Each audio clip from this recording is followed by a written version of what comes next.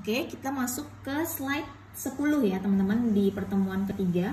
Nah, di situ kan di slide ke-10, saklar S pada rangkaian berikut ini telah lama tertutup. Jadi, saya gambar kembali seperti ini ya. Ada tegangan 50 volt, ada R 1 kilo ohm, ada R 3 kilo ohm, sama sekarang kita bukan kapasitor tapi kita berhubungan sama induktor 0,6 Henry.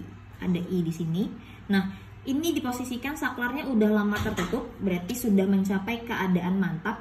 Nah, kalau udah dalam keadaan mantap, maka tegangan induktornya itu harus 0.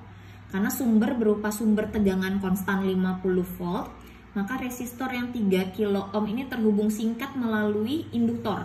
Jadi arus pada induktor dalam keadaan mantap ini nanti akan sama dengan arus yang keluar pada sumber 50 volt sama 1 kilo ohm ini. Berarti kan I-nya kan sama dengan 50 volt dibagi 1 kilo ohm atau sama dengan 0,05 ampere. Kalau kita jadiin miliampere berarti kan sama dengan 50 miliampere. Berarti nanti satuannya dalam miliampere ya, satuan arusnya.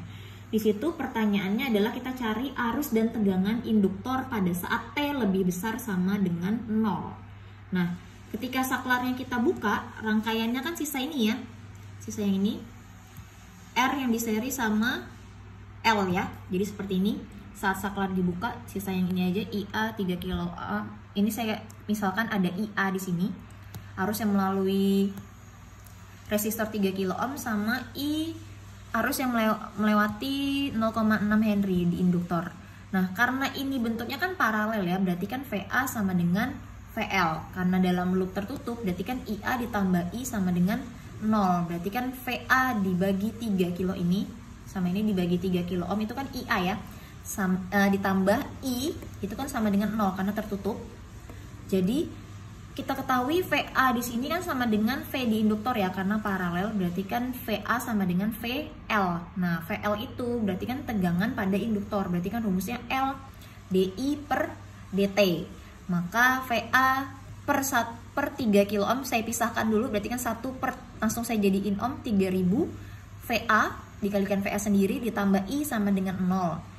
Ini karena ada 1/3000, semuanya saya kalikan dengan 3000. Jadi kan hilang ya, yang ini sisa LDI per DT ditambah I dikali 3000 sama dengan 0.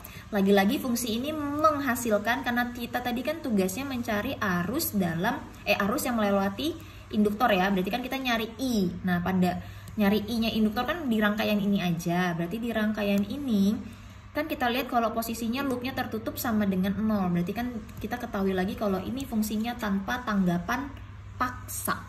Sama dengan 0. Berarti L-nya kita tahu nilainya 0,6. Masukkan ke sini berarti 0,6 DI per DT plus 3000 I sama dengan 0. Nah, kita ketemu lagi nih.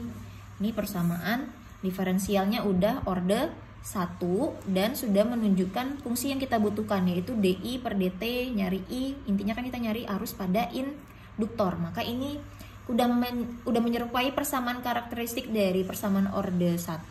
Masuk ke sini berarti 0,6 S ditambah 3000 sama dengan 0. Kita berarti butuh nyari S lagi, berarti 3000 pindah ke sebelah, minus 3000 dibagi 0,6, pindah ke samping kan dibagi 0,6 S. 0,6, berarti S-nya sama dengan minus 5000. Karena tadi kita disuruh nyari arus, berarti bukan YA lagi, tapi jadi IA. IA sama dengan A0 E pangkat min 5000 T. Karena di sini persamaannya sama dengan 0, berarti IP-nya juga sama dengan 0. Nah, terakhir kita disuruh nyari tanggapan lengkap, maka I-nya sama dengan IP ditambah IA. IP-nya 0, IA-nya ini kan A0 E pangkat min 5000 T. Nah, sudah selesai. Sekarang kan tugasnya kita nyari A0. Nah, A0-nya tadi kan di awal rumusnya kan tadi nyari si arus awal. Arus awalnya kan sama dengan arus yang dari sumber melewati 1 kilo ohm, berarti kan 50 miliampere.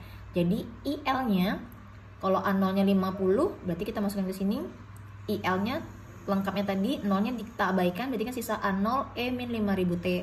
A0-nya 50, kita masukkan ke sini berarti 50 E pangkat min 5000 T miliampere. Jadi ini adalah arus yang melewati induktor.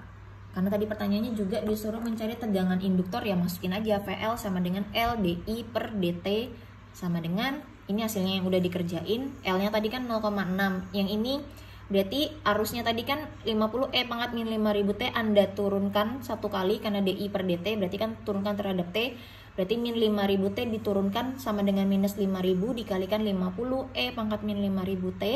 Ini kita kalikan biasa, hasilnya adalah 150. Silahkan dicoba di rumah, dikerjain. Cukup sampai di sini.